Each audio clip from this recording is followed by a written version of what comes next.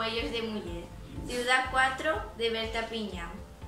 Conozco una ciudad que cada día prepara la blancor y el silencio responde en nombre de todas las que duermen. Allí quisiera aportar un día y no me tiene de importar que la mañana sea fría o oscura cuando llegue.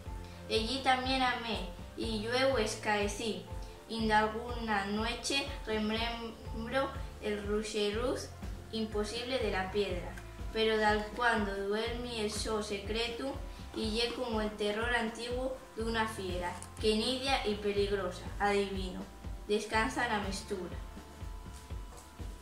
Aitana García Prada, Sexto Cralena.